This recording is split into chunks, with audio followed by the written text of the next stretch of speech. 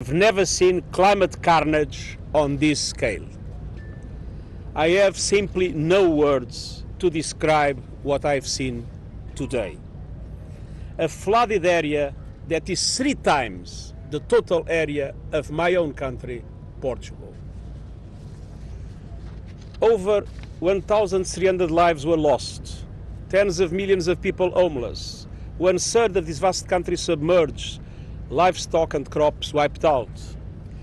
But behind these numbers lie unquantifiable depths of human suffering.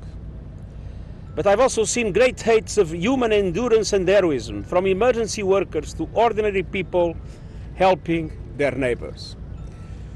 Of course, we can quote numbers that are appalling, but this is a question about people that suffer.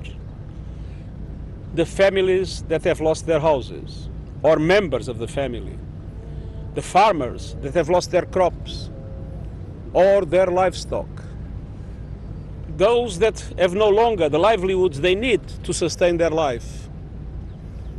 And at the same time, the most emotional moment for me during this visit was to listen to a group of women and men that have sacrificed their possessions, the possibility to rescue things from their own houses. They left everything to help neighbors to be rescued, to help neighbors to come out of houses that were falling apart and to be able to reach safety with them. This extraordinary generosity of poor people has touched me deeply, and I hope that this example will be followed by all those in the world that have power to support Pakistan in this hour of need. I want to pay tribute to the gigantic efforts of the Pakistani authorities, civilian and military, national and regional.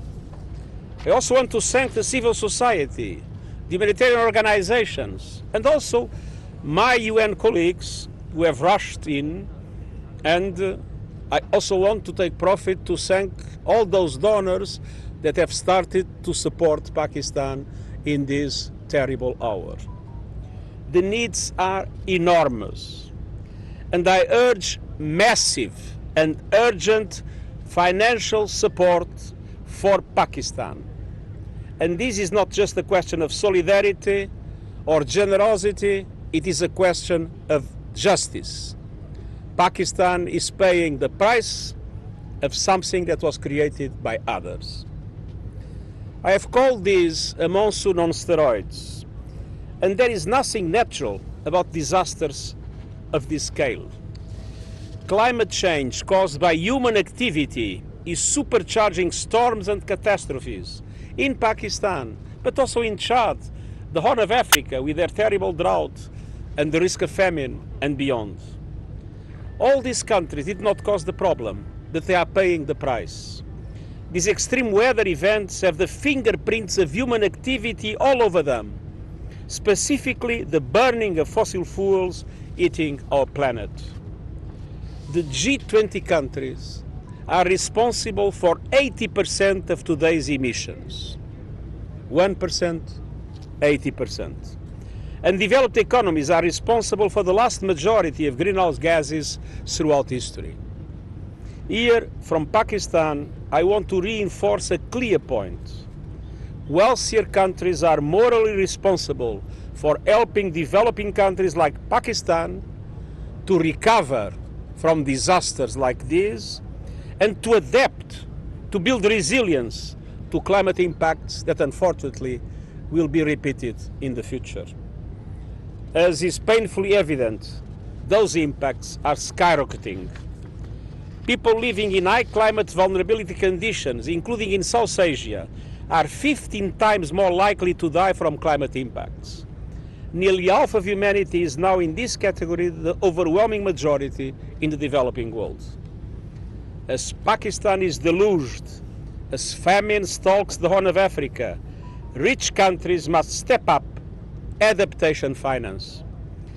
at least half of all climate finance must go to adaptation and climate resilience for countries like Pakistan to be able to face the next floods in a way that protects their citizens and protects their economy and their wealth. All countries, with the G20 leading the way, must boost their national emissions reduction targets every year until the world's 1.5 degrees Celsius temperature limit is guaranteed. And we are at risk of making it irreversibly impossible. I have seen an epic human tragedy here in Pakistan, but I also have seen the future. As our planet continues to warm, all countries will increasingly suffer losses and damage from climate beyond their capacity to adapt. Today is Pakistan. Tomorrow it could be your country, wherever you live. This is a global crisis. As the Minister said, it demands a global response. Thank you. Your Excellency, we'll take a few questions, please, one by one. Mr. Secretary General, you have seen the disaster with your own eyes.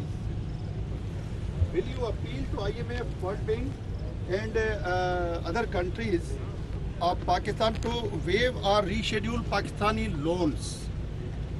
To?